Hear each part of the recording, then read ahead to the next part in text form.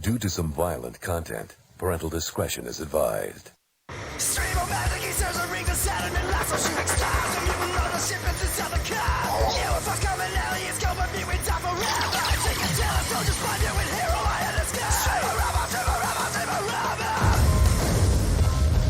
Yes, Strebo-Rama, you know that sound and you know what it means. That's right, it's time for the return of the human trigger warning as we discuss Rob Zombie's latest in the Devil's Rejects trilogy, 3 from Hell. That's right, today we're going to discuss Rob Zombie's latest and try to decide, is it his greatest or just another bump in the road on his way to something else? So, welcome back, faithful mutants.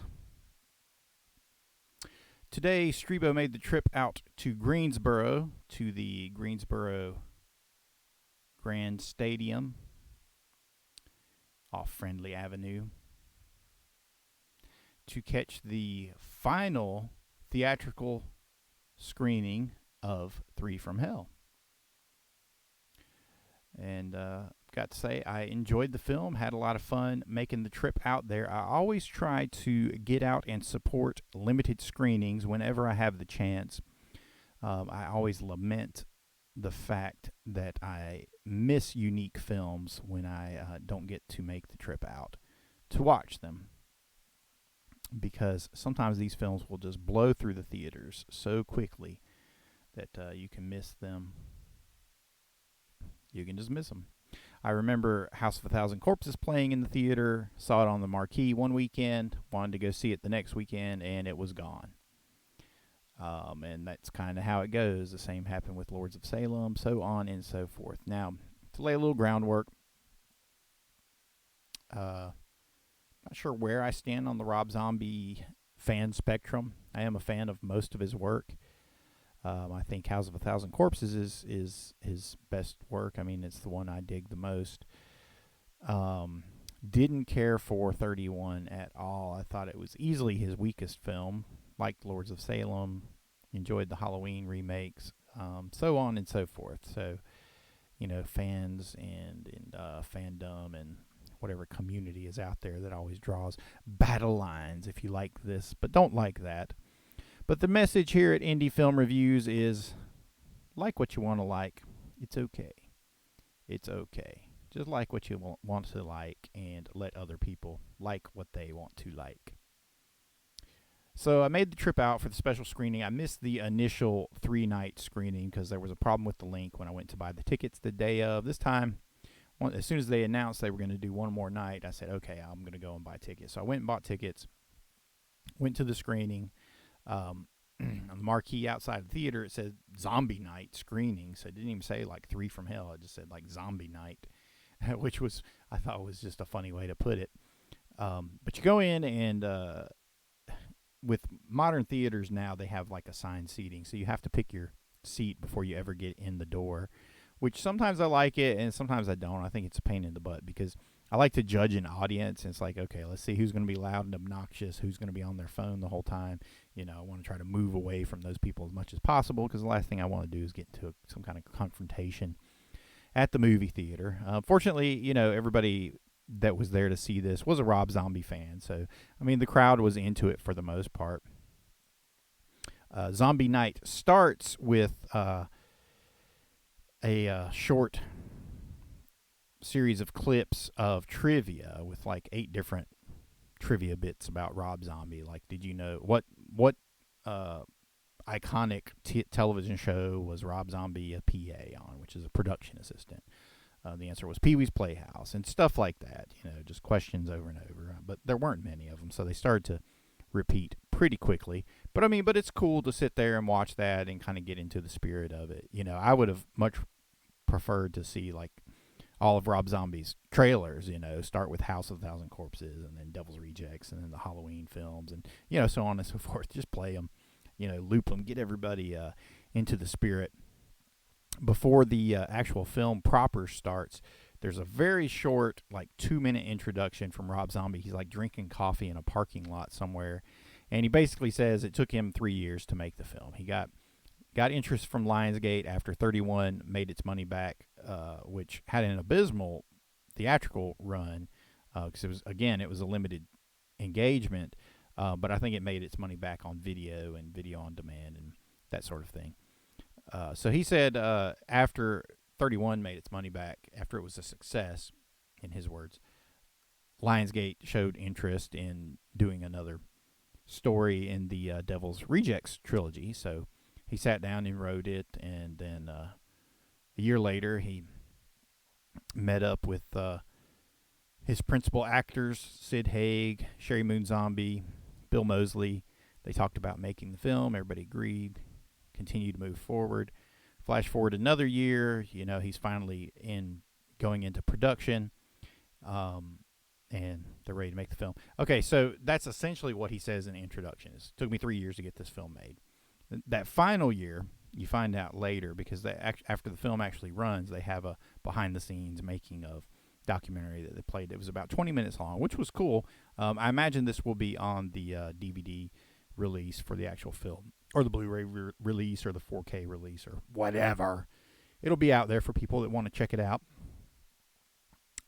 But he says in that when Sid Haig showed up on set, that he had entered the time where his health had become really poor, and they essentially had to rewrite the script to address it and basically take the Captain Spaulding character out of it, and in its place put in the Midnight Wolfman, played by Richard Brake, who was a great addition, mind you. I would have been more interested in seeing that character as its own character rather than kind of picking up the pieces left over from Captain Spaulding, if you know what I mean, because there are a few sequences where you're like, oh, well, this is probably what Captain Spaulding was going to be doing. So that Midnight Wolfman kind of, aside from his howling, it comes across as a poor man's Spaulding. He's not a clown, and a poor man's Otis. He's not Otis, who is always putting him down. But anyway, so Rob said he had to rewrite it several times to just kind of address Sid's health and provide him with a scene that he could shoot because he was in such poor physical condition, which is really sad. But it's great that Sid actually was able to make it on film and take part in the making of the film, and essentially complete the trilogy at least, and that's very cool. So let's get on to the film. So I'm going to completely spoil it right off the bat, okay? If you saw The Devil's Rejects and you like The Devil's Rejects, 3 from Hell is The Devil's Rejects redone with new locations, and instead of Captain Spaulding, you have the Midnight Wolfman played by Richard Brake. The end. I mean, that's pretty much it. And to me, that's kind of the weaknesses that I find with the film. Now, mind you, I enjoyed it. I was entertained by it, going through it.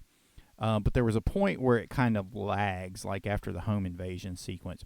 Like, I thought all the building and the road work that they laid out, building the story, building the tension, I thought it was well done. I mean, it started pretty much the same way, pretty much the way that I predicted it would start. I saw people online saying, well, how can they possibly make a third one? They all got killed at the end of the last movie. Well, it's easy. You just pick up in the hospital, or you pick up at the police station. They're not as shot up as you thought they were. They're still alive. Boom. Story still goes on. And that's pretty much what happened. They did have a time jump where the film states that that the 3 from Hell were in the hospital for essentially a year, healing up and whatnot. And then they were treated to their trial and their subsequent sentencing. And then we have more time jumps where there's kind of a 10-year gap, and they actually pin it down as being in 1989 at one point when the rest of the film kind of takes place. I do like that they used a documentary approach at the beginning. It's kind of harkens back to Rob Zombie's favorite influence, which is the Texas Chainsaw Massacre, directed by Tobe Hooper. Using that kind of documentarian introduction. And the film it's just more of the same as far as The Devil's Rejects is concerned. I just found it was kind of a lesser film because of that. And I'm going to try to explain to you why why Devil's Rejects and Three from Hell kind of lose steam as both films go on. Okay, Zombie, he tries to do something which is very hard to do, which has only been accomplished a few times, which is make your antagonist into a protagonist and vice versa, which is you got these characters that are essentially villains and terrorizing everybody, but then you're trying to flip a switch and make them sympathetic and try to build tension on the outcome of their own survival throughout the film.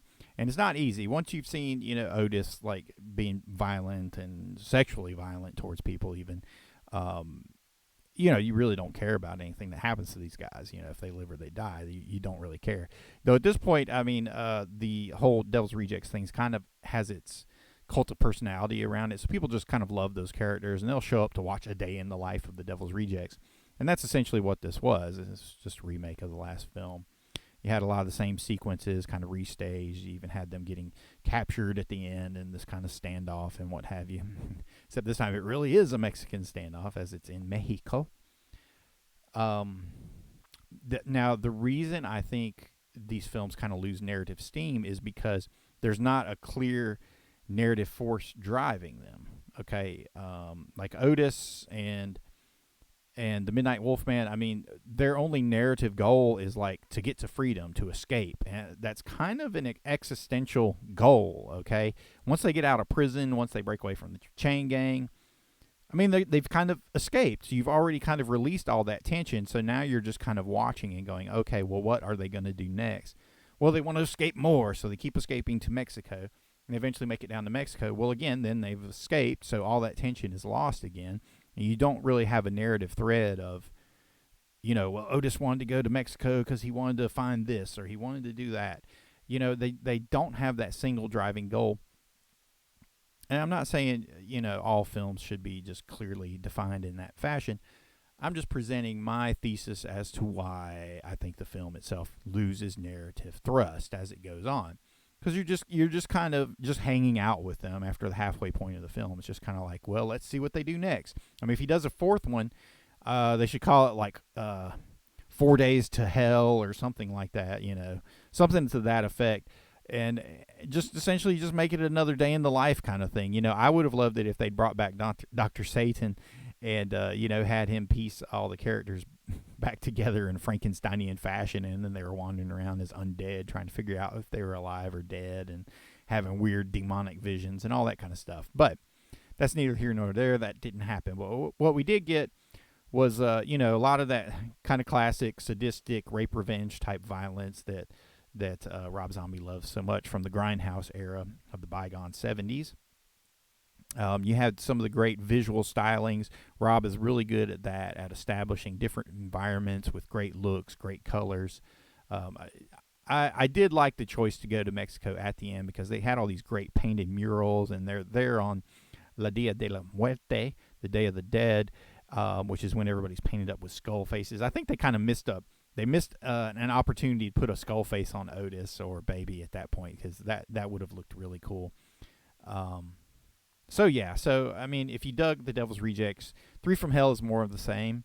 On the Screamo-meter, I would give it a 6 out of 10. I do dock it some points just for kind of being just a rehash of the last film, really. And the music I think was used to lesser effect in this film, and it wasn't quite as powerful and driving as in Devil's Rejects. Because once you have your main characters go down in a blaze of glory to Leonard Skinner's Freebird, it's like, how do you match that? You got to bring in like Zeppelin's Stairway to Heaven or something. I mean, there are a few songs that can match the emotional intensity of that, and also just capture those characters. I mean, they were pretty much the embodiment of the Freebird spirit, if you will. So that's kind of my rating for the film. So I guess you'd make that a 3 out of 5 stars on Indie Film Reviews. So this is Strebo. Thanks for listening or watching, whatever you're doing at this moment. Check out my video where I actually do a Strebo Ween vlog and take you to the theater with me and share some thoughts before, during, and after the screening. Also, check out our upcoming review of Three from Hell on MVP Mutant Radio, which you can download at all places where podcasts are provided, whether it be iTunes, Stitcher, blah, blah, blah. Go across the board. You can find it as I'm bringing in special guest Bat 32 of Exploited Cinema. And to celebrate the Halloween season, we're going to do a special crossover episode between Exploited Cinema and MVP Mutant Radio and Indie Film Reviews, which is me, wherein we will do a commentary track for the latest film from Panos Cosmatos, starring Nick Cage, entitled Mandy. So that's going to be a whole lot of fun. Find me at the links below. Join us on Facebook. Follow me on Twitter. Send me suggestions for things you'd like to see reviewed. Leave me a comment. Give me some feedback, and I'll get back to you. Thanks for watching. This is Strebo. Enjoy your Strebo week.